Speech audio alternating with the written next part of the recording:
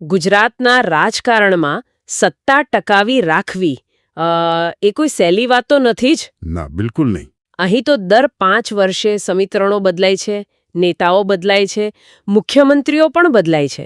પણ તમે વિચાર કરો, એક એવા નેતા જે છેલ્લા 25 વર્ષથી 25 વર્ષથી હા, એક નહીં, બે નહીં, પણ 5 મુખ્યમંત્રીઓના મંત્રીમંડળમાં અડીખમ રહ્યા હોય, કેશુભાઈ પટેલથી શરૂ કરીને નરેન્દ્ર મોદી, આનંદીબેન પટેલ, વિજય રૂપાણી અને હવે ભૂપેન્દ્ર પટેલ સુધી, એમની ખુરશી એમ કહી શકાય કે ક્યારે ડગી જ નથી.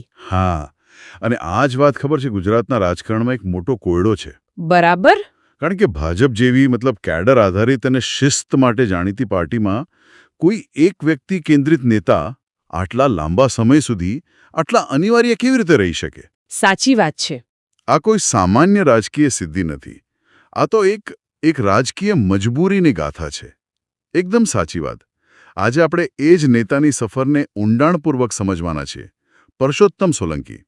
આપણી પાસે તેમના કેટલાક જૂના ઇન્ટરવ્યૂઝ, એમના જીવન પરના વિશ્લેષણો અને કેટલાક લેખો છે, જેના આધારે આપણે સમજવાનો પ્રયત્ન કરીશું કે મુંબઈની એક ચાલીમાંથી આવેલા આ વ્યક્તિ ગાંધીનગરના સત્તાના કેન્દ્રમાં આટલા મજબૂત કેવી રીતે બન્યા.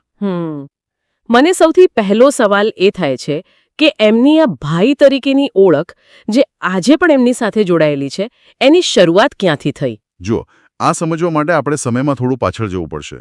મુંબઈના એ દિવસોમાં. ઓકે. પરસોત્તમ સોલંકીનો જન્મ અને ઉછેર મુંબઈના અંધેરી વિસ્તારની મોગરાપાડાની એક ચાલીમાં થયો હતો. એ સમયનું મુંબઈ અલગ હતું. ત્યાં ટકી રહેવા માટે સંઘર્ષ કરવો પડતો. અને એમના જીવનમાં એક ખૂબ જ દુઃખદ અને કહી શકાય કે નિર્ણાયક વળાંક ત્યારે આવ્યો જ્યારે એમના પિતા ઓધવજીભાઈ સોલંકીની હત્યા થઈ ગઈ. આ ઘટનાએ એમના યુવાન મન પર ખૂબ ઊંડી છાપ છોડી. એટલે એ ઘટના પછી જ એમનામાં એક પ્રકારનો બળવો અને પોતાના સમાજના રક્ષણની ભાવના જન્મી હશે, ખરું ને? બિલકુલ. ત્યાંથી જ એમના વ્યક્તિત્વનું ઘડતર થયું.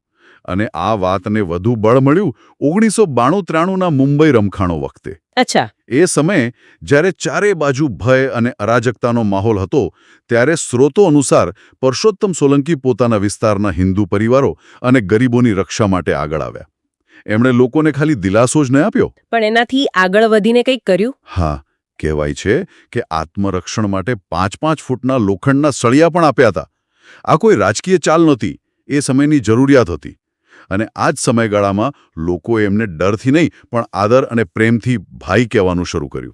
એટલે આ ભાઈ શબ્દ મુંબઈના અંડરવર્લ્ડવાળો ભાઈ નથી, પણ એક મોટા ભાઈ કે રક્ષક જેવો છે. એ પોતે આ વિશે શું કહે છે? એ આ બાબતે ખૂબ સ્પષ્ટ છે. એક ઇન્ટરવ્યૂમાં એમણે કહ્યું છે કે આ ભાઈ શબ્દ પ્રેમનો છે, લાગણીનો છે. જ્યારે કોઈના પર અત્યાચાર થતો, પછી એ ગમે તે હોય, હું એની મદદે દોડી જતો. પોલીસવાળો હોય કે કોઈ મોટો માણસ, હું કોઈની ચિંતા ન કરતો. બસ આ જ કારણે મારી છબી આવી બની ગઈ. પણ આ છબીની એમને કિંમત પણ ચૂકવવી પડી. કઈ રીતે? એમની આ રોબિનહૂડ જેવી છબીને કારણે તેઓ કાયદાકીય મુશ્કેલીઓમાં પણ ફસાયા. તેમની અને તેમના ભાઈઓ પર ટાડા જેવા ગંભીર કાયદા હેઠળ કેસ દાખલ થયા. ટાડા? એટલે કે એ સમયનો આતંકવાદ વિરોધી ખૂબ જ કડક કાયદો. એના હેઠળ કેસ થવો એ તો બહુ મોટી વાત કહેવાય. હા, TADA, terrorist and disruptive activities prevention act. એના હેઠળ તો જામીન મળવા પણ લગભગ અશક્ય હતા. ઓહ. જો કે વર્ષો પછી તેઓ અને તેમના ભાઈઓ આ કેસમાંથી નિર્દોષ છૂટ્યા હતા. પણ આ જેલવાસના અનુભવે એમને ઘણું શીખવ્યું. અને આ જ સમયગાળામાં 1992-93ના રમખાણોની તપાસ કરતા શ્રીકૃષ્ણ કમિશનનો રિપોર્ટ પણ આવ્યો, જેમાં એમના પર કેટલીક ટિપ્પણીઓ હતી. બરાબર. આ બધી ઘટનાઓ પછી કદાચ એમને સમજાયું હશે કે મુંબઈની ગલીઓનું રાજકારણ અને કાયદાકીય ગૂંચવણો એમના માટે લાંબા ગાળે અનુકૂળ નથી. એટલે જ એમણે એક નવી શરૂઆત કરવાનું વિચાર્યું હશે. અને એ માટે એમણે પસંદ કર્યું ભાવનગરને, જે એમનું વતન હતું. અહીંથી એમની રાજકીય કારકિર્દીનો બીજો અને સૌથી મહત્વનો અધ્યાય શરૂ થાય છે. હા, અને શરૂઆત પણ એકદમ ધમાકેદાર કરી. એ તો છે જ. 1996ની લોકસભાની ચૂંટણી આવી.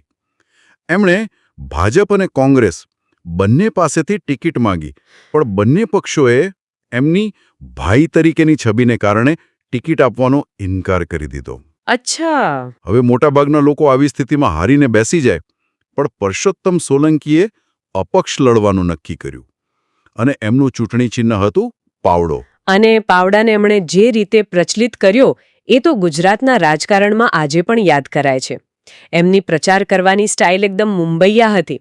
એમણે જાહેરાત કરી કે જે કોઈ પોતાને માથા પર પાવડો દોરાવશે એને 500 રૂપિયા રોકડા મળશે. હા, તમે કલ્પના તો કરો, ગામે ગામ લોકો માથા મુંડાવીને પાવડા ચિતરાવી રહ્યા હતા. આજના ડિજિટલ માર્કેટિંગના જમાનામાં પણ આવો વાયરલ આઈડિયા કોઈને ન આવે. ખરેખર. અને આ માત્ર એક પ્રચારનો ગિમિક નહોતો. આનાથી એમણે 2 વાત સાબિત કરી. એક, કે તેઓ ચૂંટણી જીતવા માટે કોઈ પણ હદ સુધી જઈ શકે છે, અને બીજું કે લોકો એમની સાથે જોડાયેલા છે. જ્યારે પરિણામ આવ્યું ત્યારે બધા જ ચોંકી ગયા. તેઓ ભાજપના દિગ્ગજ નેતા રાજેન્દ્રસિંહ રાણા સામે હારી તો ગયા, પણ હારનું અંતર નજીવું હતું. અમુક સ્રોતો 2000 મત કહે છે, અમુક 5000. પણ મુદ્દો એ હતો કે એક અપક્ષ ઉમેદવાર, હા, જેની પાસે કોઈ સંગઠન નથી, કોઈ મોટો ચહેરો નથી, તે સત્તાધારી પક્ષના ઉમેદવારને આટલી મોટી ટક્કર આપે છે. એમણે સાબિત કરી દીધું કે કોળી સમાજની વોટ બેંક પર એમની પકડ કેટલી મજબૂત છે. પણ અહીંથી આખી વાત એક નવો જ વળાંક લે છે. જે પક્ષે એમને ટિકિટ નહોતી આપી એ જ પક્ષે એમને સામેથી બોલાવ્યા. આ કેવી રીતે બન્યું? અહીં રાજકારણની સુંદરતા અથવા કહો કે મજબૂરી દેખાય છે. જે ઉમેદવાર એમની સામે જીત્યા હતા એ રાજેન્દ્રસિંહ રાણા પોતે તત્કાલીન મુખ્યમંત્રી કેશુભાઈ પટેલ પાસે ગયા. ઓહ વાહ! અને ભલામણ કરી કે આ માણસને આપણી પાર્ટીમાં લેવો જ પડશે. જો તે આપણી વિરુદ્ધ રહેશે તો ભવિષ્યમાં સૌરાષ્ટ્રમાં આપણને મોટું નુકસાન થશે. આ એક રાજકીય દૂરંદેશી હતી. ભાજપને સમજાયું કે સોલંકીને અવગણી શકાય તેમ નથી. અને પછી 1997માં તેઓ ભાજપમાં જોડાયા. 1998માં વિધાનસભાની ચૂંટણીમાં ગોગા બેઠક પરથી લડ્યા અને જીત્યા. અને ત્યારથી જે જીતનો સિલસિલો શરૂ થયો છે તે આજ સુધી અટક્યો નથી. સતત 6 વખત ધારાસભ્ય અને દરેક સરકારમાં મંત્રી. હા, આ એક એવી રાજકીય યાત્રા છે જે હારથી શરૂ થઈ, પણ પછી એમણે ક્યારેય પાછું વળીને જોયું નથી. આપણે એમની અજય મંત્રી તરીકેની સફળની વાત કરીએ. 5 મુખ્યમંત્રીઓ સાથે કામ કરવું, જેમની કાર્યશૈલી અને વ્યક્તિત્વ એકબીજાથી તદ્દન અલગ હતા. કેશુભાઈ પટેલનો યુગ અલગ હતો. નરેન્દ્ર મોદીનો શાસનકાળ શિસ્ત અને કેન્દ્રીયકરણ માટે જાણીતો હતો. તો પછી એવું તો શું કારણ છે કે દરેક મુખ્યમંત્રીને પરસોત્તમ સોલંકીની જરૂર પડી? આનો જવાબ મને લાગે છે એક જ શબ્દમાં છે: મજબૂરી. રાજકીય મજબૂરી. જુઓ, રાજકીય વિશ્લેષકોના મતે ગુજરાતમાં, ખાસ કરીને સૌરાષ્ટ્રની લગભગ 27થી 28 વિધાનસભા બેઠકો પર કોળી સમાજના મતો હારજીત નક્કી કરે છે. બહુ મોટો આંકડો છે આ. હા, ખૂબ મોટો. અને પરસોત્તમ સોલંકીએ પોતાની જાતને કોળી સમાજના એકમાત્ર અને નિર્વિવાદ નેતા તરીકે સ્થાપિત કરી દીધા છે. ભાજપ જાણે છે કે જો સોલંકી નારાજ થાય તો આખી વોટ બેંક આપની વિરુદ્ધ જઈ શકે છે. એટલે કે પાર્ટીની વિચારધારા કે શિસ્ત કરતાં પણ જાતિગત સમીકરણો અહીં વધુ ભારે પડે છે. આનું કોઈ તાજેતરનું ઉદાહરણ છે? ચોક્કસ. થોડા સમય પહેલાનો જ એક કિસ્સો છે.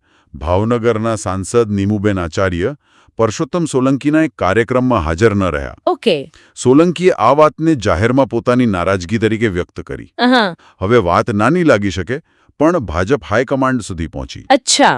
અને પરિણામ એ આવ્યું કે પાર્ટીએ નીમુબેનને સૂચના આપી કે તેઓ ખાસ મુંબઈ જાય, પરસોત્તમભાઈને મળે અને જે પણ ગેરસમજ થઈ હોય તે દૂર કરે. એટલે આ ઘટના એમની રાજકીય તાકાતનું ઉત્તમ ઉદાહરણ છે. એકદમ. ખરાબ તબિયત હોવા છતાં એમને મંત્રીમંડળમાં રાખવા પાછળનું કારણ પણ આ જ છે. પણ એમની કારકિર્દી સંપૂર્ણપણે વિવાદમુક્ત તો નથી રહી. એમના પર એક બહુ મોટો ભ્રષ્ટાચારનો આરોપ પણ લાગ્યો હતો, ખરું ને? હા, તમે એ 400 કરોડના મત્સ્ય ઉદ્યોગ કૌભાંડની વાત કરી રહ્યા છો? હા. એમના પર આરોપ હતો કે એમણે નિયમો વિરુદ્ધ જઈને માછલી પકડવાના તળાવોના કોન્ટ્રાક્ટ આપી દીધા હતા. આ કેસ હજુ કોર્ટમાં ચાલી રહ્યો છે. અને અહીં જ સૌથી વધુ વિચારવા જેવી વાત છે કે 400 કરોડ જેવો ગંભીર આરોપ પણ એમની રાજકીય કારકિર્દીને કેમ નુકસાન ન કરી શક્યો? સાચી વાત છે. સામાન્ય રીતે આવા આરોપો પછી નેતાની કારકિર્દી ખતમ થઈ જતી હોય છે. કારણ કે એમના સમર્થકો માટે એમની ઓળખ એક રાજનેતા તરીકે ઓછી અને સમાજના રક્ષક અને ભાઈ તરીકે વધુ છે. બરાબર. એમના સમુદાયમાં આ આરોપોને ઘણીવાર રાજકીય ષડયંત્ર તરીકે જોવામાં આવે છે. જ્યારે એમના પર આવા આરોપ લાગે છે ત્યારે એમના સમર્થકોને લાગે છે કે આપણા ભાઈને હેરાન કરવામાં આવી રહ્યા છે. એટલે આનાથી એમની પીડિત તરીકેની છબી વધુ મજબૂત બને છે. અને તેઓ સમાજ સાથે વધુ ભાવનાત્મક રીતે જોડાઈ જાય છે. એમની રાજકીય શક્તિનો પાયો વિધાનસભામાં નથી, પણ સમાજના હૃદયમાં છે. તો આ બધા પરથી એવું સમજી શકાય કે એમનું રાજકારણ પક્ષ પર નહીં પણ સમાજ પર આધારિત છે. અને આ જોડાણ એમણે કેવી રીતે જાળવી રાખ્યું છે? જુઓ, તેઓ પોતે માને છે કે કોળી સમાજમાં સાચી રાજકીય જાગૃતિ એમના આવ્યા પછી આવી. પહેલા સમાજ માત્ર મત આપતો હતો, એટલે કે કિંગમેકર હતો.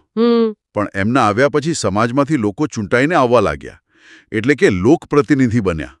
અને આ જોડાણ માત્ર ચૂંટણીલક્ષી નથી.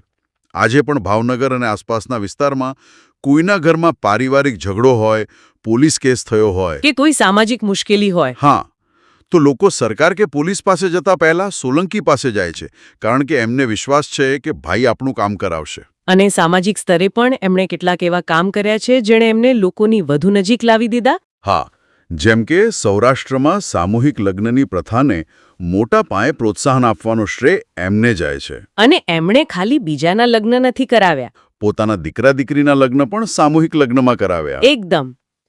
એમણે એક ઉદાહરણ પૂરું પાડ્યું. જ્યારે એક મંત્રીનો દીકરો સામાન્ય લોકો સાથે લગ્ન કરે ત્યારે સમાજમાં એક બહુ મોટો સંદેશ જાય છે કે આ માણસ આપણામાંથી જ એક છે. આનાથી એમની વિશ્વસનીયતા અનેક ગણી વધી જાય છે. એમની વ્યક્તિગત જીવનશૈલી પણ આ વાતને સમર્થન આપે છે. તેઓ આજે પણ જમીન સાથે જોડાયેલા છે. ચોક્કસ. તેઓ એક ઇન્ટરવ્યૂમાં કહે છે કે હું ઝૂંપડપટ્ટીમાંથી જ ઉપર આવ્યો છું, એટલે એને ક્યારેય ભૂલી શકું નહીં. આજે પણ જ્યારે તેઓ મંત્રી તરીકે મુંબઈ જાય છે ત્યારે સરકારી ગેસ્ટ હાઉસમાં નથી લેતા. ના, એના બદલે અંધેરીની મોગરાપાડાની ચાલીમાં પોતાના જૂના ઘરે જ જઈને રહે છે. આ નાની નાની વાતો જ એમને લોકોના નેતા બનાવે છે. એમનું એક કાવ્યાત્મક ભજન છે જે એમની આ લાગણીને ખૂબ સુંદર રીતે વ્યક્ત કરે છે, જે મને યાદ આવે છે. ઝૂંપડીએ કોક તો જાજો, એ નામે મહેમાન તો થાજો. દુઃખ સોણે ત્યાં જોને માથડા દેતા, આખું કુળ થાશે કુરબાન. હા, આ પંક્તિઓ ગરીબો પ્રત્યેની એમની સંવેદના અને જોડાણ સ્પષ્ટપણે દર્શાવે છે. હવે જો આપણે એમના વારસા અને ભવિષ્યની વાત કરીએ તો રાજકારણ એમના પરિવારમાં પણ ઊંડે સુધી વણાયેલું છે. એમના ભાઈ હીરાભાઈ સોલંકી પણ ધારાસભ્ય રહી ચૂક્યા છે અને હવે એમની આવનારી પેઢી પણ તૈયાર છે. હા, એ પોતે જ બહુ વિશ્વાસ સાથે કહે છે કે એમના દીકરા દિવ્યેશ અને દીકરી દીપુબેન